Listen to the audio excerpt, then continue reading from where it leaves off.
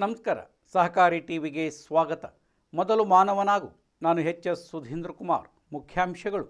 Sikkim Cisco bank ನಿರ್ದೇಶಕರ ಮಂಡಳಿ ಆಯ್ಕೆ. ಪ್ರತಿ ಕೆಜಿ ಕೊಬ್ಬಿಗೆ 25 ರು ಹೆಚ್ಚಳ.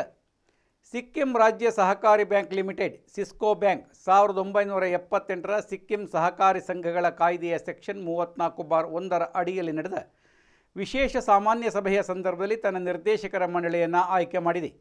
ಏಪ್ರಿಲ್ 23, 2026ರಂದು ಹೊರಡಿಸಲಾದ ಅಧಿಕೃತ ಆದೇಶದ ಮೂಲಕ ಸಿಕ್ಕಿಂನ ಸಹಕಾರಿ ಸಂಘಗಳ ರಿಜಿಸ್ಟ್ರಾರ್ ನೇಮಿಸಿದ ಚುನಾವಣಾ ಅಧಿಕಾರಿ ಚುನಾವಣಾ ಪ್ರಕ್ರಿಯೆಯನ್ನು ನಡೆಸಿದರು.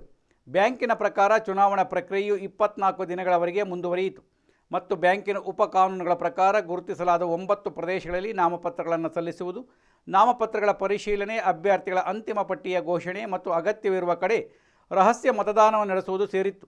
3 ಪ್ರದೇಶಗಳಲ್ಲಿ ಮತದಾನ ನಡೆಯಿತು ಮತ್ತು ಅದೇ ದಿನ ಫಲಿತಾಂಶಗಳನ್ನು ಘೋಷಿಸಲಾಯಿತು. ಹೊಸದಾಗಿ ಆಯ್ಕೆಯಾದ ಮಂಡಳಿಯು ಸಿಕ್ಕಿಮಿನಾದ್ಯಂತ ವಿವಿಧ ಪ್ರಾಥಮಿಕ ಕೃಷಿ ಸಾಲ ಸಂಘಗಳ ಪ್ರತಿನಿಧಿಗಳನ್ನು ಒಳಗೊಂಡಿದೆ. ಚುನಾಯಿತ ನಿರ್ದೇಶಕರಲ್ಲಿ ಲೊಡನ್ ಗ್ಯಾತ್ಸೋ ಲೆಪ್ಚಾ, ತ್ಯಾಶಿ ಡೋಮಾ ಭೂಟಿಯಾ, ಸುದೀಪ್ ಪ್ರಧಾನ್ ಸಬರ್ದನ್ ರೈ, ದಾವ್ಕಿ ಭೂಟಿಯಾ, ಸಂಗೈ ಶೆರ್ಪಾ, ಫಿಲಿಪ್ ರೈ, ಚಂಪಾ ರೈ, ತುಳಸಿ ಪ್ರಧಾನ್ ಸೇರಿದ್ದಾರೆ. ಸಿಸ್ಕೋ ಬ್ಯಾಂಕ್ ಸಿಕ್ಕಿಂನಲ್ಲಿ ಅಪೆಕ್ಸ್ ಸಹಕಾರಿ ಬ್ಯಾಂಕ್ ಆಗಿದೆ ಮತ್ತು ರಾಜ್ಯದಲ್ಲಿ ಸಹಕಾರ ಸಾಲ ರಚನೆಯನ್ನು ಬಲಪಡಿಸುವಲ್ಲಿ ಪ್ರಮುಖ ಪಾತ್ರ ವಹಿಸುತ್ತದೆ. ದೂಧ್ಸಾಗರ್ ಡೈರಿಯ ನಿರ್ದೇಶಕರ ಮಂಡಳಿಯು ಅಧ್ಯಕ್ಷ ಅಶೋಕ್ ಚೌಧರಿ ನೇತೃತ್ವದಲ್ಲಿ ಡೈರಿಯ ನಡೆಯುತ್ತಿರುವ ಚಟುವಟಿಕೆಗಳನ್ನು ಪರಿಶೀಲಿಸಲು ಮತ್ತು ಭವಿಷ್ಯದ ಅಭಿವೃದ್ಧಿ ಯೋಜನೆಗಳನ್ನು ಚರ್ಚಿಸಲು ಸಭೆ ನಡೆಸಿತು.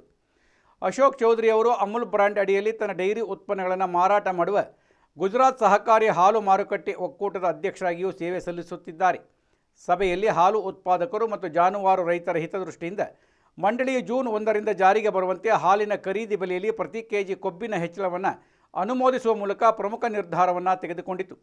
ಪರಿಷ್ಕರಣೆಯ ನಂತರ ಖರೀದಿ ಬೆಲೆಯನ್ನು ಪ್ರತಿ ಕೆಜಿ ಕೊಬ್ಬಿಗೆ 855 ರುಗೆ ಹೆಚ್ಚಿಸಲಾಗಿದೆ.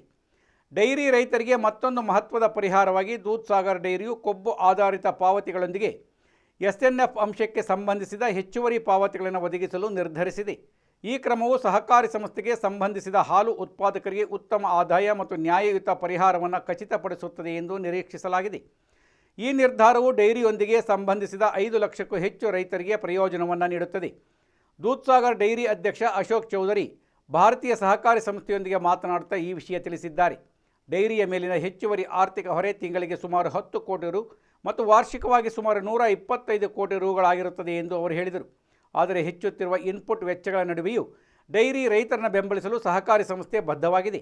ದೂಧ್ಸಾಗರ್ ಡೈರಿ ಗುಜರಾತ್ನಲ್ಲಿ ಸಹಕಾರಿ ಹಾಲು ಒಕ್ಕೂಟಗಳಲ್ಲಿ ಹಾಲು ಖರೀದಿ ಬೆಲೆಯಲ್ಲಿ ಅತ್ಯಧಿಕ ಹೆಚ್ಚಳವನ್ನು ಜಾರಿಗೆ ತಂದಿದೆ. ಇದು ಹಾಲು ಉತ್ಪಾದಕರು ಮತ್ತು ಗ್ರಾಮೀಣ ಜಾನುವಾರು ರೈತರ ಸಮೃದ್ಧಿ, ಅಭಿವೃದ್ಧಿ ಮತ್ತು ಆರ್ಥಿಕ ಸಬಲೀಕರಣದ ಕಡೆಗೆ ತನ್ನ ಬದ್ಧತೆಯನ್ನು ಪುನರುಚ್ಚರಿಸಿದೆ ಎಂದು ಚೌಧರಿ ಹೇಳಿದರು. ಈ ನಿರ್ಧಾರವು ಜಾನುವಾರು ರೈತರ ಆರ್ಥಿಕ ಸ್ಥಿತಿಯನ್ನು ಬಲಪಡಿಸುವ ಮತ್ತು ಅವರ ಆದಾಯವನ್ನು ಹೆಚ್ಚಿಸುವ ಗುರಿಯನ್ನು ಹೊಂದಿದೆ. ಸಹಕಾರಿ ಡೈರಿ ಕ್ಷೇತ್ರದ ದೀರ್ಘಕಾಲೀನ ಸುಸ್ಥಿರತೆಯನ್ನು ಖಚಿತಪಡಿಸುತ್ತದೆ ಎಂದು ಡೈರಿ ತಿಳಿಸಿದೆ.